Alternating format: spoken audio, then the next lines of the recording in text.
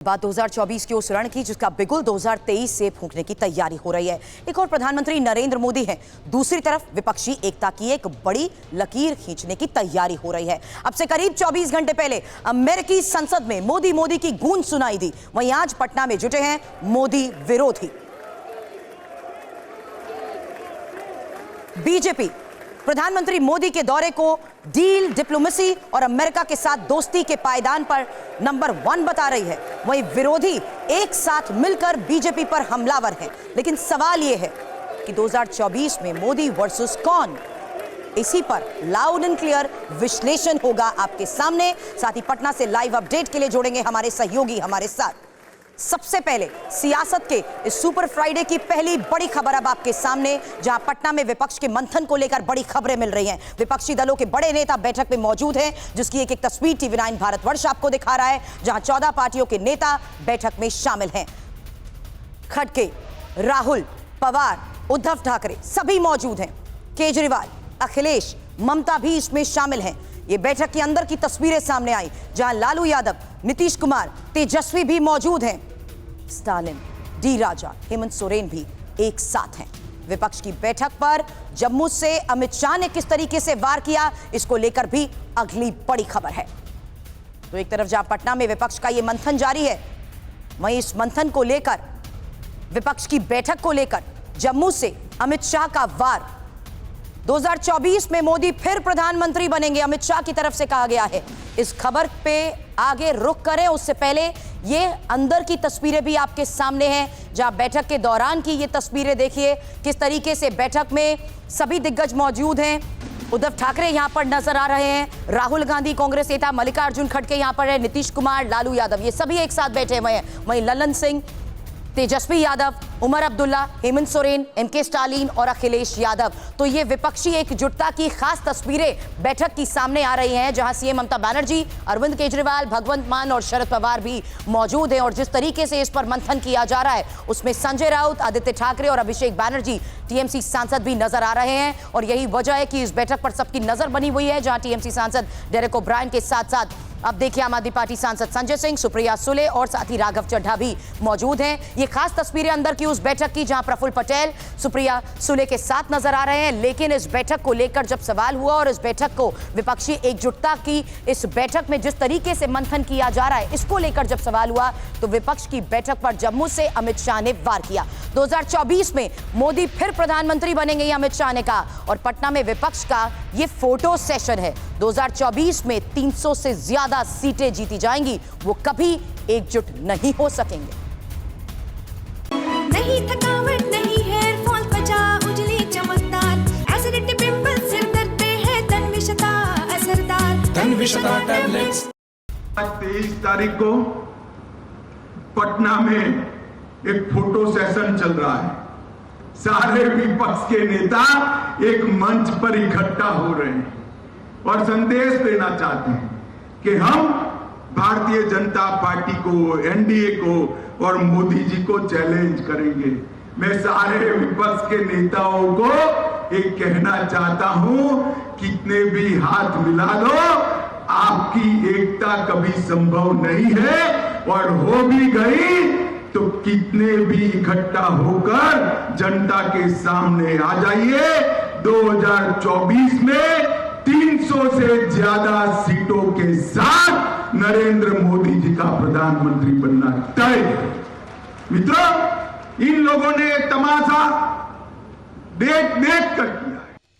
तो बैठक के अंदर की तस्वीरें तो आपको दिखाई, लेकिन बैठक में किस तरीके से हो रहा है मंथन, इस बारे में और अपडेट के साथ मुझे ज्वाइन कर रहे हैं इस वक्त हमारे सहयोगी रुपेश। रुपेश, क्या खबर इस बैठक के बारे में? देखिए, बिल्कुल बैठक अभी भी चल रही है और बैठक में मंथन, एक तरह से कहें कि मंथन चल रहा है कि क्या स्वरूप होगा, गठबंधन का क्या स्वरूप होगा। हालांकि अलग अलग राज्यों के ऊपर भी चर्चा हो रही है। सीटों पे चर्चा बाद में होगी, क्योंकि पहले ही कहा गया था कि ये कोई पहली और आखिरी बैठक नहीं है। इस बैठक में सिर्फ एक स्वरूप तय हो जाए। लेकिन एक बात जरूर तय है कि जिस तरीके से बैठक के पहले राहुल गांधी ने कहा कि बिहार का जो DNA है कांग्रेस का वही DNA है, यानी कि बिहार पर जिस तरीके से चर्चा हो रही है और बिहार के मुख्यमंत्री नीतीश कुमार ने ही वो काम करके दिखलाया है। जो ये जी। कहा जा रहा था कि ये बहुत असंभव सा कार्य है, ये एक हरकुलियन टास्क है कि 15 दलों के नेताओं को एक साथ एक जगह पर एक एजेंडे के तहत बिठाया जाए, बिठाना ही एक बहुत बड़ा कार्य लग रहा था। राहुल गांधी के गुरु और बयान का दुसाध्य आपने कार्य जिक्र लग किया रहा है, था। राहुल ने लेकिन क्या ये गुरु कहा कार्य ये सुनाती हूं, उसके बाद जल्द वापस आपके पास लौटती हूं, क्योंकि पटना से राहुल गांधी का बीजेपी पर यह वार हुआ, जहां 2024 में बीजेपी को हम मिलकर हराएंगे ये कहा। ये भारत तोड़ो और भारत जोड़ो की लड़ाई है। हिंदुस्तान में विचारधारा की लड़ाई चल रही है। एक तरफ कांग्रेस पार्टी की भारत जोड़ो वाली विचारधारा और दूसरी तरफ बीजेपी आरएसएस की भारत तोड़ो वाली विचारधारा। यह लड़ाई है और इसीलिए आज हम बिहार आए हैं, क्योंकि बिहार में कांग्रेस पार्टी का जो डीएनए है वो बिहार में है। यहां पे देश के सब ऑपोजिशन की पार्टियां आई हैं, एक साथ मिलकर हम बीजेपी को हराने जा रहे हैं। कर्नाटक में बीजेपी के नेताओं ने बहुत लंबे भाषण किए, हर कोने में घूम लिए और नतीजा आपको दिख गया कर्नाटक में क्या हुआ। और मैं आपको इस स्टेज से कह रहा हूं, तेलंगाना में, मध्य प्रदेश में, छत्तीसगढ़ में, राजस्थान में आपको बीजेपी नहीं दिखाई देगी, कांग्रेस पार्टी जीत के दिखाएगी। क्यों? क्योंकि हम गरीबों के साथ खड़े हैं। पूरा देश समझ गया है कि नरेंद्र मोदी जी, बीजेपी का मतलब सिर्फ 2-3 लोगों को फायदा पहुंचाना। राहुल के इसी विजय संकल्प पर बात करते हैं हमारे सहयोगी कुमार विक्रांत इस वक्त हमें ज्वाइन कर चुके हैं। जिस विचारधारा को लेकर यहाँ अटैक किया जा रहा है, आखिर क्या ऐसी वजह है विक्रांत कि सभी एकजुट जरूर नजर आ रहे हैं, लेकिन इनकी विचारधारा को लेकर भी सवाल उठ जाते हैं? जी देखिए, बहुत तो एक मुश्किल काम था सभी दलों को एक साथ लेकर के आना, उनको एक साथ बिठाना। कहाँ केजरीवाल और कांग्रेस पार्टी, कहाँ ममता बनर्जी जो लेफ्ट के साथ बैठने को तैयार नहीं थी, वहाँ सीताराम येचुरी और डी राजा बैठे हुए हैं।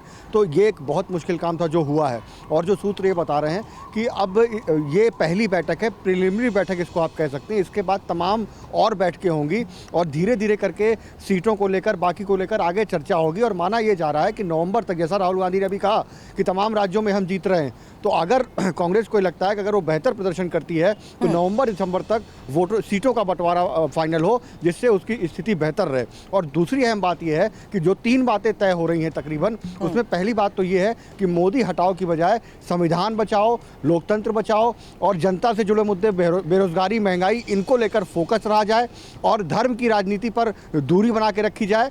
और दूसरी अहम बात यह है कि प्रधानमंत्री के चेहरे को लेकर कोई सभी अपना ईगो छोड़े। मैं इसी को लेकर रुपेश से एक सवाल करना चाहूंगी। जो कुमार विक्रांत आपने कहा, ये एक प्रिलिमिनरी बैठक है, आज की इस बैठक से क्या निकलकर सामने आएगा रुपेश?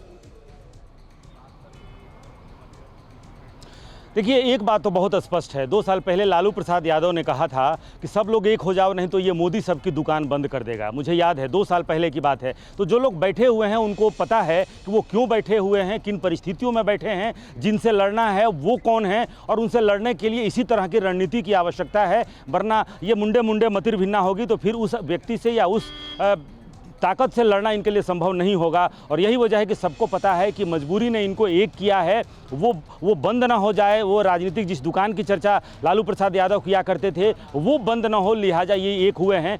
इसलिए ईगो और जो स्टेट के अपने एजेंडे हैं आपस में एक दूसरे से, जो जिन मुद्दों पर टकराहट है, उन्हें फिलहाल छोड़ना पड़ेगा।